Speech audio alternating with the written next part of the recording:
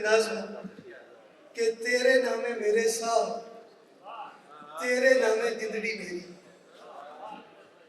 तेरे नामे मेरे साह, तेरे नामे जिंदड़ी मेरी, तेरे नामे नज़्मां ने, तेरे नामे गज़लां ने, और तेरा ना ना मैला होवे लिखतां दे विच तां नहीं आया किधरे तेरा ना नहीं आया।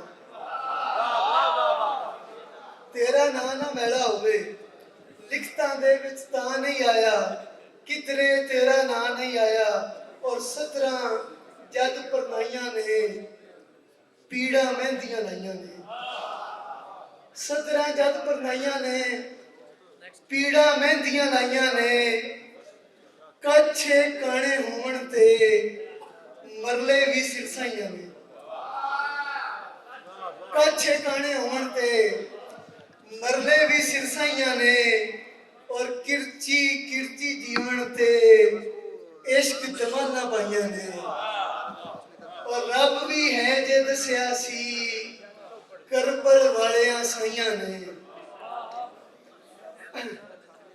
और एक गजल के रब उत्ते बरवासे रखे सज्जन आसे पासे रखे, रब उत्ते बरवासे रखे सज्जन आसे पासे रखे, अखां विच समंदर रखिया बुल्लां उत्ते हासे रखे।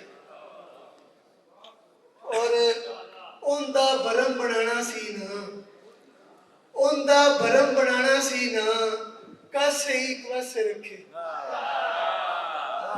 उनदा भरम बनाना सी ना, कासे एक पासे रखे, रखे नाल जमाने संगा पर सानू एक पासे रखे,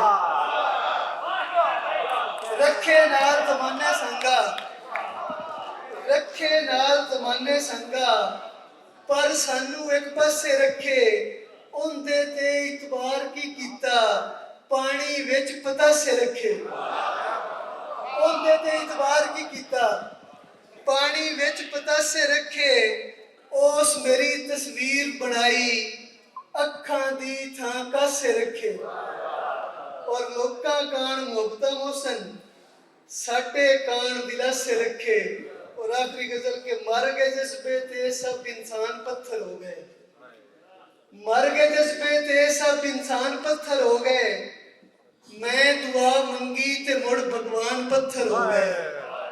और ले गया दरबार विच फरियाद मैं शीशे जई, ले गया दरबार विच फरियाद मैं शीशे जई, बादशाह दरबार ते दरबान पत्थर हो गए। और चल गई उन्हां ते मेरे हाल दी जादूगरी, चल गई उन्हां ते मेरे हाल दी जादूगरी, मेरे वेड़े आन के मेहमान पत्थर हो गए।